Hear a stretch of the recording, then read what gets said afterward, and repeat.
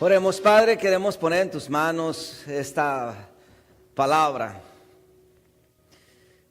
Y queremos, Señor, que tú seas quien obres en nuestra vida a través de lo que hemos de escuchar en estos momentos. Disipa, Señor, de entre nosotros toda confusión, toda distracción, todo cansancio y todo aquello que venga a ser un estorbo para que tu palabra escrita pueda tomar vida a través de esta voz y pueda venir a nuestros corazones como una ráfaga, Señor, que venga directamente a hablar a nuestra mente, a nuestra alma, a nuestro espíritu, Señor, y que el día de hoy podamos salir comprendiendo que no fue una casualidad, no fue una coincidencia que estuvimos este domingo en este lugar. Padre, nos preparamos para recibir con oídos abiertos, con un corazón dispuesto y con un espíritu sediento el mensaje que tú tengas para nosotros el día de hoy. En el nombre de Cristo Jesús es que así lo pedimos. Amén y amén. Bien, continuamos con nuestra serie de temas titulada En esto creo. Y toda esta serie es desde el primer domingo de marzo hasta posiblemente los primeros 2 domingos de abril. Y vamos a estar hablando, como les dije la semana pasada, de temas muy doctrinales que de pronto son muy desafiantes a hablarlos a manera de predicación, porque estos temas doctrinales más bien se aprenden leyendo o en una clase como tal. Predicarlos siempre es un reto para los predicadores. Así que el día de hoy vamos a continuar con esta serie de temas. Hablamos la semana pasada, decíamos la semana pasada que de todas las religiones que hay, de todas las denominaciones que hay, todos tenemos algo en común, y es que todos tenemos un sistema de creencia, a lo cual nosotros llamamos doctrina. Diga conmigo doctrina. Así que de esa doctrina, muchas denominaciones tenemos nuestros propios ritos. Y la semana pasada hablamos de 2 ritos que nosotros creemos como iglesia. ¿Cuáles fueron esos 2 ritos? Bautismo y Santa Cena. Ahora, eso es parte de nuestra doctrina. Algo que también es parte de nuestra doctrina y que también es un común denominador con las otras doctrinas u otras denominaciones o religiones, es esto, y es la doctrina de la salvación. Toda religión o denominación, casi en su mayoría, tiene su propia doctrina o su propio entendimiento de lo que es la salvación. Y a pesar de que somos muy diferentes de religión y religión o de denominación a denominación, todos los que creemos en la doctrina de la salvación tenemos 2 cosas que nos conectan. Una de ellas es que creemos que la doctrina de salvación nos salva de algo o de alguien. Y número 2, que para poder ser salvo de ese algo o de alguien, hay ciertos medios, cosas que la persona tiene que hacer para poder ser salva de eso o de alguien. Cualquier religión, denominación, en su mayoría, creen estas 2 cosas. Entonces, hoy les quiero hablar no de lo que creen el hinduismo o el judaísmo. Lo que quiero hablarles el día de hoy es más bien en esta serie es en qué creemos nosotros. Cuando hablamos de la doctrina de la salvación, ok, pastor, ya entendí que nuestra doctrina tiene ritos, la Santa Cena y el bautismo. Bueno, hoy quiero que nos salgamos teniendo un concepto bastante claro en qué nosotros creemos cuando hablamos de la salvación. Así que yo ya estoy listo. ¿Cuántos estamos listos para esta tarde? Muy bien. Entonces, para entender el concepto de la salvación, tenemos que ir a Isaías para poder saber de qué Dios nos quiere salvar. Así que Isaías 59:2 dice lo siguiente, está en la pantalla, ¿por qué no lo leemos juntos? Dice la escritura de la siguiente manera, juntos: son las iniquidades de ustedes las que nos separan de su Dios. Una vez más, son las iniquidades de ustedes las que nos separan de su Dios. ¿Sabe? Isaías le dio al clavo. Isaías está en lo correcto. Él dice, hey, pueblo de Judá, no es tu papá, no es tu vecino, no es ni siquiera Dios. No. Son nuestras iniquidades, nuestros pecados, es nuestra inclinación al mal lo que nos separa de Dios. ¿Están aquí?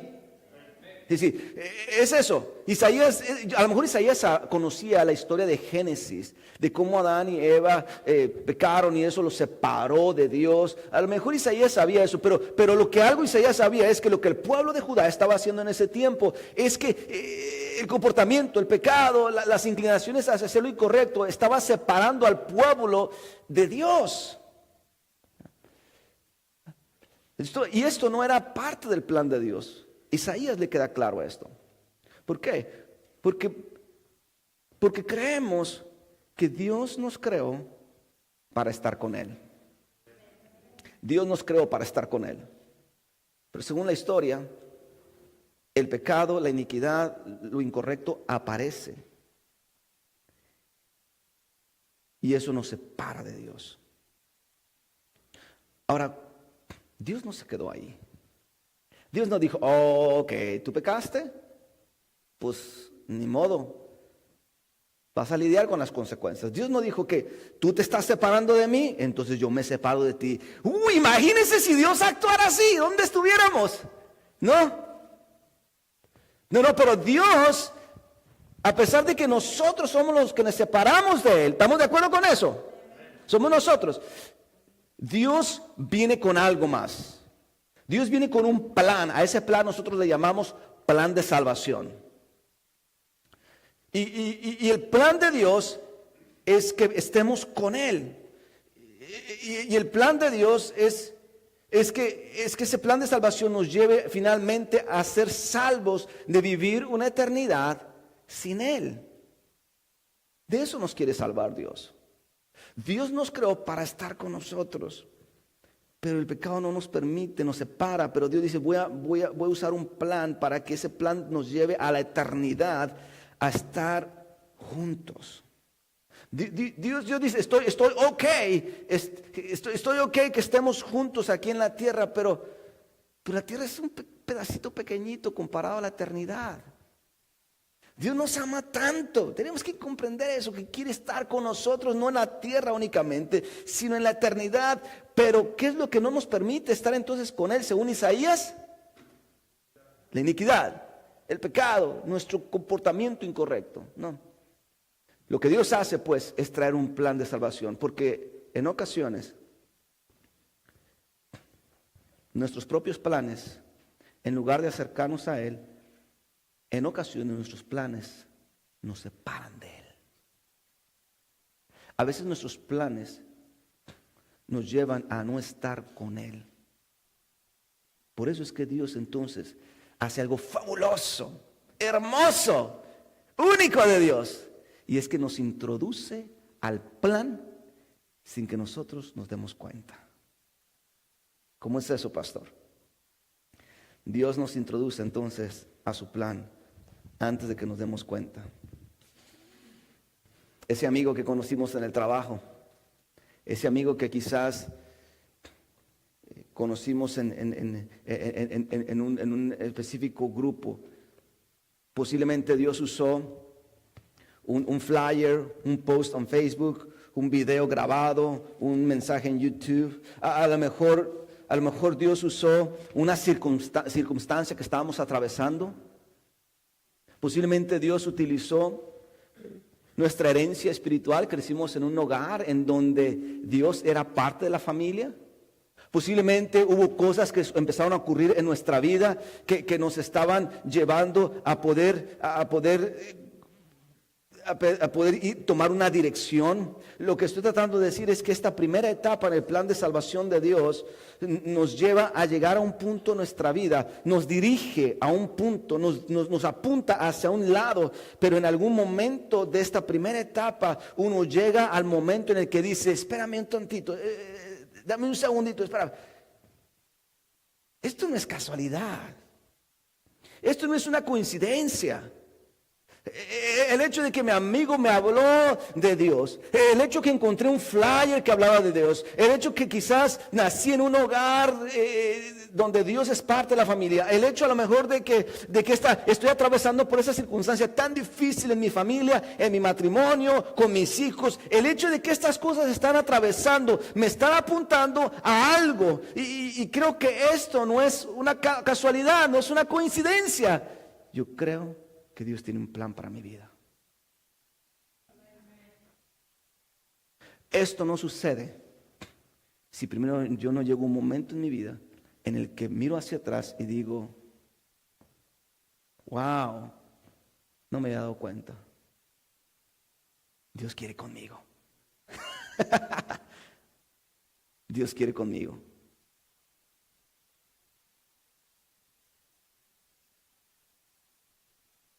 Confession time. Está muy serio el día de hoy, ¿no? O sea, confession time para romper el hielo un poquito. Entonces, lo he dicho en una ocasión, o un par de ocasiones ya, que nací yo en un hogar protestante. ¿Qué tan radical es eso, pastor, el día de hoy? ¿Qué tan difícil de entender es eso el día de hoy, pastor? Pues el día de hoy yo creo que no es tanto problema. Pero en el tiempo en que nací, en nuestra calle, en nuestra manzana, en nuestra calle, mi familia era la única familia protestante. O sea, en aquellos tiempos, realmente ser protestante en ese contexto era meterse al ring. Porque era de que los católicos le tiraban a los cristianos y luego los cristianos le tiraban a los católicos. Y bien bonita, ¿no? La cosa, así, todo se agarró. Entonces, yo nací en ese contexto. ¿Ya? Nací en ese contexto. Que dije, pues bueno, es normal que existe esa tensión. Pero noté algo más. Y es que dije, es normal que yo me levante en la mañana y que vaya a la iglesia los domingos. Es normal que vea a mis papás orar. Es normal que vea que de pronto mis padres me dicen, alístate porque vamos a ir a visitar a esta familia porque le estamos hablando del Señor. Yo crecí con eso. Era para mí normal. Esto no era como que algo extraño. Inclusive no hacerlo era raro. No ir a la iglesia el domingo para mí era extraño, aunque yo no quisiera ir, era extraño. Mi papá tenía una tradición. Todos nosotros tenemos tradiciones los domingos, ¿no? Todos tenemos tradiciones los domingos. Mi papá tenía dos tradiciones. ¿Quieren saberla? Dos tradiciones. Una vez creo que lo mencioné esta tradición, y es que pues de niño uno pues, quiere seguirle parejo hasta la 1 de la tarde, no dormido los domingos. Pero mi papá no, mi papá era de los primeros que tenían que estar en la iglesia, los primeros. Entonces, cada domingo en la mañana nosotros teníamos esos estéreos que antes había en los años 80, que era tape. Era tape, que uno agarraba después la pluma y lo metía en el tape, en el cassette. Y le regresaba la cinta. Y mi papá lo metía al estéreo. Le subía todo volumen. No era la mitad, no era así como que en las primeras 2 rayitas. No, era todo. Y luego ponía las bocinas directo a nuestro cuarto. Y nada más escuchábamos: un adorador, oh, contemplar la hermosura de tu santidad. Y era Marcos Witt, no, yo crecí con Marcos Witt casi no queriendo conocerlo, ¿no? Porque ese era mi motivo de despertarme todos los domingos en la mañana. Ya la canción Un Adorador era como que ya la tenía metida en la cabeza, ¿no? Y la segunda tradición que mi papá tenía, que era un motivo por el cual me encantaba levantarme, es que tenía siempre barbacoa. Y eso era de Dios. Yo decía, el Señor lo iluminó, le dio una revelación a mi padre. Es como una especie de brisket. No, estoy ofendiendo, ¿verdad? Pero bueno, lo más cercano para los que no saben qué es una barbacoa, es como una especie de brisket, una carne de res, muy esponjosita, es bastante, la verdad, la barbacoa es así negrita, con mucha grasita. Cuando mi papá la tenía, pues yo agarraba hacia el taco y después le ponía el cilantrito y después ya se lo iba comiendo la salsa. Y esa era la tradición, yo crecí con eso, era normal levantarme con Marcos Witt, después con un plato de barbacoa y después alistarme para ir a la iglesia. Llegó un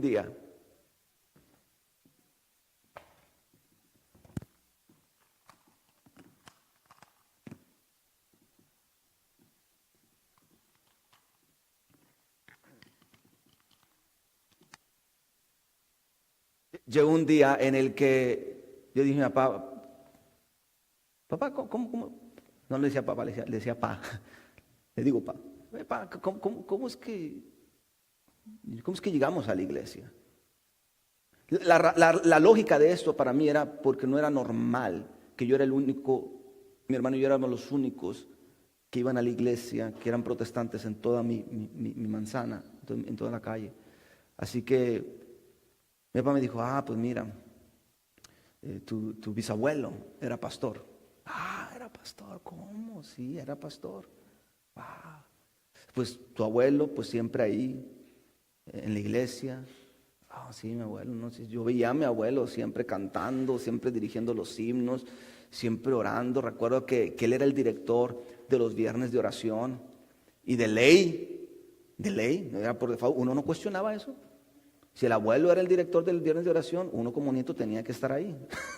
Bueno, fuera que el tiempo de oración era como 15 minutos. No, el abuelo lo hacía de 1 hora. Y si nosotros nos levantamos, él se levantaba del altar y nos veía y dice, ¿ya terminaste? Y sabíamos que el ya terminaste significa, no has terminado, regresa ahora. Y después me puse a pensar, no es una casualidad, la verdad, que esté donde esté. Le pregunto a mi madre, ¿cómo es que llegamos nosotros a la iglesia? Mamá me dice, bueno, pues tu abuela, fue por tu abuela. Tu abuela fue la que llegó a una iglesia y ahí crecí yo. Y fue en una reunión de jóvenes. Dios bendiga esas reuniones de jóvenes, porque ahí conocí a tu padre. Pero Joaquín, aquí las reuniones de jóvenes no son para eso, ¿verdad, Pastor Joaquín? Ok. Y de ahí conocí a tu papá.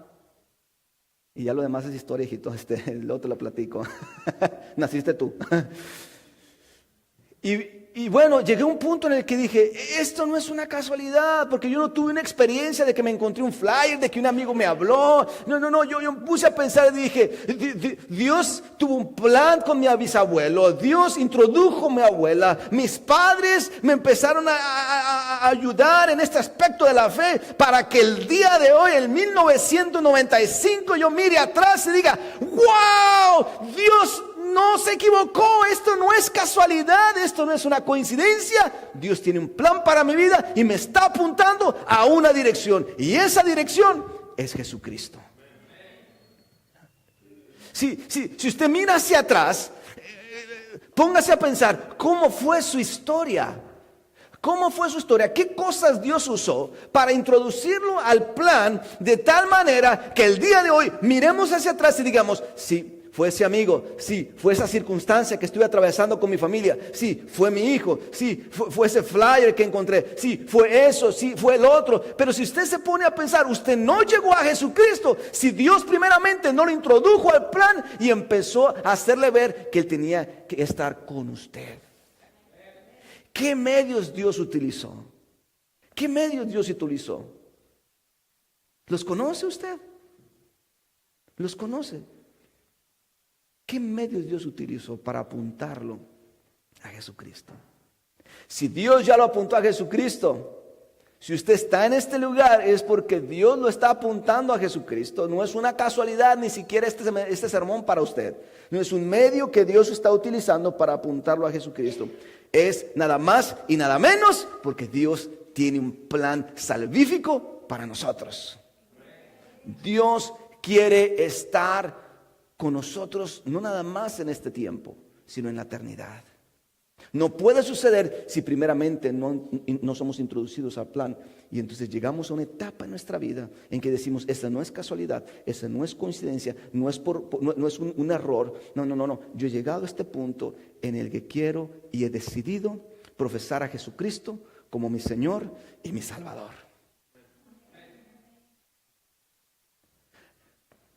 Y muchas veces hemos escuchado esas palabras, ¿no? Haz que Jesucristo sea tu Señor y Salvador. ¿Los han escuchado? Mi esposa decía, antes de que la conociera, casi la mayoría conoce a mi esposa y su historia. Ella no venía, no iba a la iglesia, a una iglesia protestante. Entonces, muchos de sus amigos la invitaban a la iglesia siempre, la invitaban, ¿no? Entonces, sus amigos cuando la invitaban, y la invitaban a diferentes iglesias, pues mi esposa pasaba, ¿no?, al altar, porque la forzaban. Eran de esos amigos que el pastor decía, pasen al altar, y los amigos, los dos, así uno del lado del otro, decían, ok, vamos a pasar al altar. Entonces me dice mi esposa, una vez me hizo una pregunta, dice, oye, ¿qué pasa si yo he profesado a Jesucristo como mi Señor y Salvador como 20 veces? Dije, pues no creo que Dios se enoje, ¿por qué? Dice, pues es que como cada vez que iba a las iglesias de mis amigos, siempre que hacían un llamado al altar, me pasaban mis amigos y me pedían que hiciera la misma oración una vez y otra. Yo cada rato decía lo mismo, ¿no? Señor, profeso Jesucristo como mi Señor y Salvador, ¿no? Que a veces se tomaba a la ligera, número uno. Y número dos, profesar a Jesucristo como nuestro Señor y Salvador es un evento único. Sucede nada más una vez en toda nuestra vida. No tiene que usted realmente profesarlo otra vez, si ya lo profesó como tal, ¿no? Lo que sigue es vivirlo. Vivir nuestra vida como si Jesús fuera su Señor y su Salvador. Esas dos palabras, Señor y Salvador, son tan sencillas. Mire, diga conmigo, Jesús es Señor. Ahora diga, Jesús es Salvador. Tan sencillo. El asunto es que muchas veces no comprendemos la fullness, la profundidad. La profundidad de la palabra Señor, porque no sabemos el contexto de la palabra. Cuando usted sabe lo que es el contexto de la palabra Señor, usted dice, wow, la dije, pero no la estoy viviendo. ¿Quieren conocer cuál es el contexto? Agárrense, porque si lo conocen, Señor, son tuyos. Ya ellos. La palabra Señor en su contexto era la persona en el primer siglo. Era en el primer siglo que era único, porque no cualquiera podía ser Señor. No, si usted era Señor era porque tenía un rango social, político en la sociedad. ¿Por qué? Porque el Señor era el único que era el dueño de algo. En muchos casos de sirvientes, de siervos. Entonces, si el Señor era dueño de sirvientes, los sirvientes, por lo tanto, los siervos, por lo tanto, no eran dueños de su vida. Inclusive, si al dueño se le antojaba, si al Señor se le antojaba, él tomaba un sirviente y sin preguntarle decía, ok, ahora te vas a ir con el otro dueño, te voy a vender. El sirviente no tenía decisión, porque su vida le pertenecía ¿a quién? Al Señor. Porque el Señor era el dueño del sirviente, del siervo. No solo eso, sino que el Señor era el que gobernaba todo y sobre cualquier cosa. Cuando nosotros decimos Jesús es Señor, decimos entonces que estamos pactando vivir una vida en donde el Señor, que es Jesucristo, está sobre cualquier cosa y sobre cualquier persona en nuestra vida. Lo que estamos diciendo es, cuando digo Señor, Jesucristo es mi Señor, no hay nada que tome el lugar de Jesucristo en mi vida. Es solamente Jesucristo y nadie más. La familia, sí, es el trabajo, sí, a lo mejor puede ser mis planes, sí, pero primero, número uno, es el Señor, porque el Señor gobierna sobre todo lo que está en mi vida. Y el Señor no comparte su señorío con nada más. Cuando decimos que Jesús es Señor, decimos entonces que nosotros vivimos como sus siervos. ¿Y qué hace un siervo, Casalinda?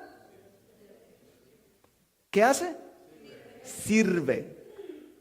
Lo cual significa que cuando yo digo, te profeso como mi Señor, estoy diciéndole, estoy para servirte. No importa qué me estés pidiendo hacer, por cuánto tiempo me estés pidiendo hacer, ni en qué área me quieres poner servir. Señor, tú mandas. Yo solamente vivo para servirte.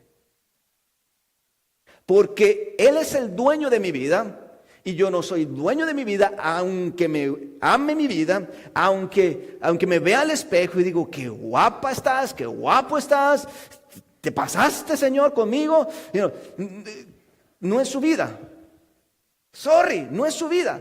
Su vida le pertenece al Señor. Si usted lo ha declarado su Señor, su vida le pertenece al Señor. Lo cual significa que cada día de nuestra vida nosotros le estamos dando cuentas, estamos rindiéndole cuentas al Señor de la manera en que estoy viviendo mi vida. Es decir, nosotros somos administradores de la vida que Dios nos da, esperando que cada día de nuestra vida nosotros le podamos decir, mira, Señor, hice lo correcto con la vida que tú me estás prestando. ¿Están aquí? ¿Verdad que agarra un contexto completamente diferente la palabra Señor cuando sabemos lo que significa? Entonces, ¿qué cosas están convirtiéndose en su Señor el día de hoy?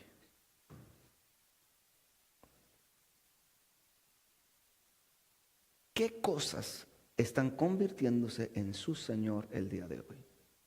Porque si nosotros profesamos a Jesucristo como nuestro Señor y no estamos viviendo la palabra Señor, entonces a lo mejor porque hay cosas que se han levantado y están tomando el lugar que el Señor merece. O a lo mejor estamos sirviendo a otras cosas en lugar de estar sirviendo al Señor. ¿Están aquí? Pablo le dijo a Timoteo,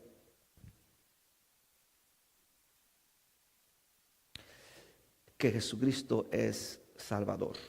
¿Por qué no leemos juntos este verso? A Pablo le dijo a los romanos, si confiesas con tu boca que Jesús es el Señor y crees en tu corazón que Dios lo levantó de los muertos, serás salvo. Después Pablo le dijo a Timoteo lo siguiente. Leamos juntos, Cristo Jesús vino al mundo a salvar a los pecadores, de los cuales yo soy el primero.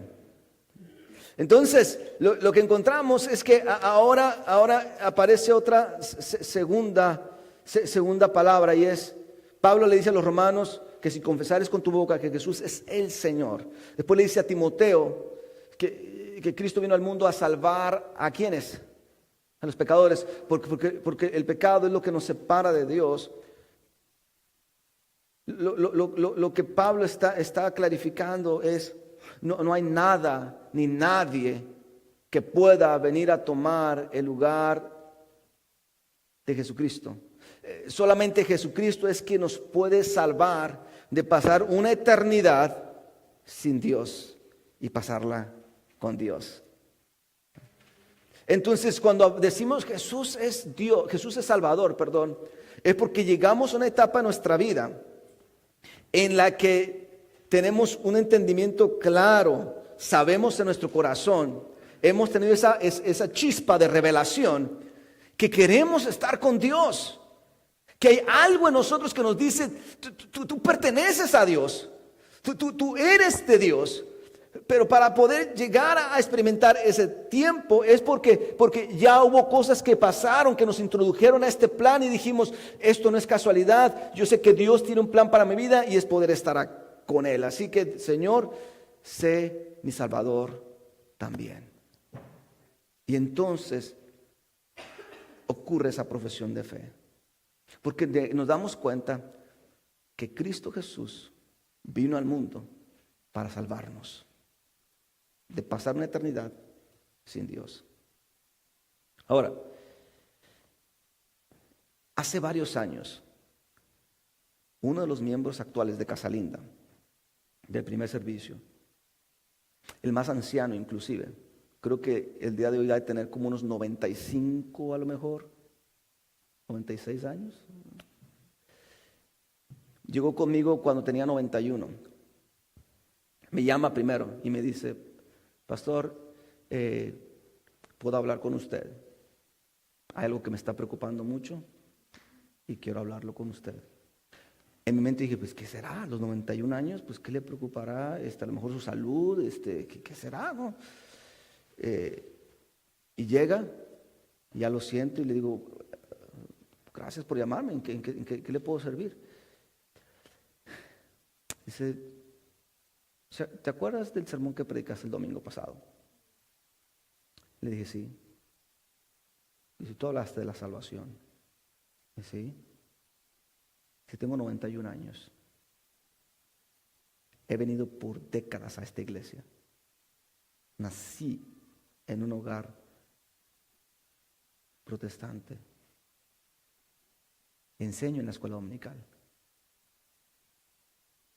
Sé que mi tiempo ya está cerca. Y nunca alguien me preguntó si profesé a Jesucristo como mi Señor y Salvador.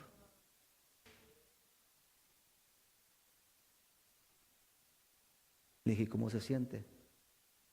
¿Preocupado? Porque en todos esos años no ha sido mi Salvador.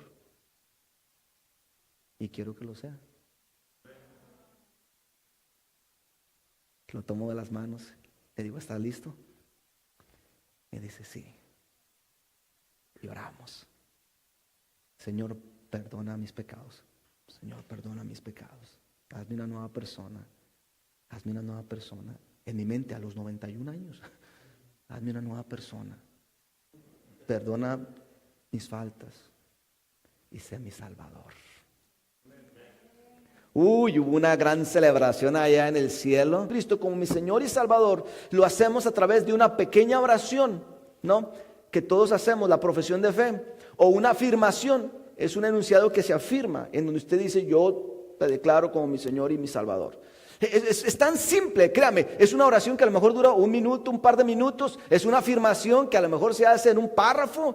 Pero lo que sucede en esos pequeños, esos cortos minutos o segundos es algo que no puedo explicar cuando uno llega a esta etapa de su vida consciente de que Dios está haciendo algo en mi vida que no es casualidad, que no es un error y que sé en este momento que tengo que profesar a Jesucristo como mi Señor y Salvador. Ocurre lo que le llamamos un nuevo renacer, un nacimiento, un nuevo nacimiento. Lo que sucede es que aunque es algo visible lo que estamos haciendo, hay algo invisible que está ocurriendo en nuestro espíritu, en el que Dios empieza a trabajar en nuestro corazón, lo hace de carne, lo hace sensible y además nos hace una nueva persona,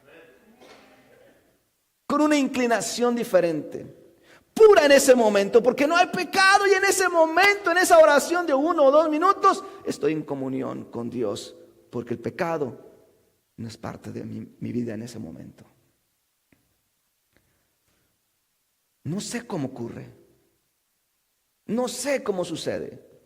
Lo único que sé es que si viene uno delante de Dios creyendo en su corazón, con fe, de que quiere hacer a Jesucristo su Señor y Salvador, algo ocurre.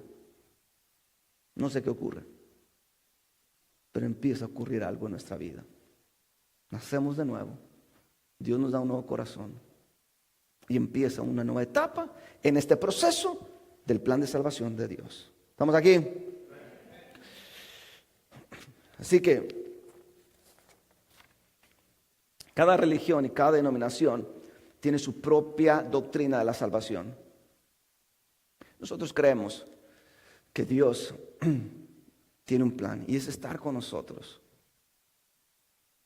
Y a pesar del pecado, nos introduce a su plan para que a través de la profesión de fe, a través de profesar a Jesucristo como nuestro Señor y Salvador, podamos nosotros estar con Dios, en paz con Dios. En esto creemos.